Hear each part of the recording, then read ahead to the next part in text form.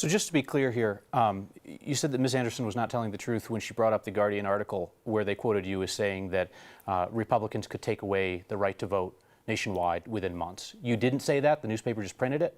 That's not what Ms. Anderson just said, Kyle. So we could do a playback if you want.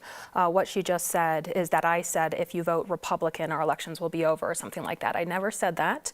And I do think it's really important to be careful how we talk about election issues. So what you said was that Republicans could take away the right to vote for Americans nationwide within months. That is what you said. That is not what I said. What I said is extremists are running to be chief election officers in many states across this nation. Pardon me. We both know what quote we're talking about. It was to the Guardian newspaper, and you said that Americans nationwide could lose the right to vote within months.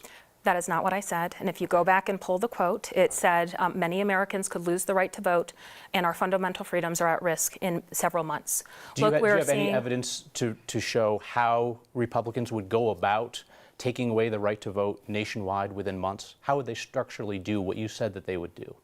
Many Americans are seeing their voting rights being rescinded right now. We've had 34 voter suppression bills passed across the country in the last 2 years. Over 500 bills have been introduced to strip Americans of the right to vote. We are seeing the big lie used to destabilize American elections, and it is a risk to American democracy that Republicans are running in many states across this nation on a big lie agenda. Okay, I'll try one last time. How will Republicans take away the nationwide right to vote within months, as you claimed?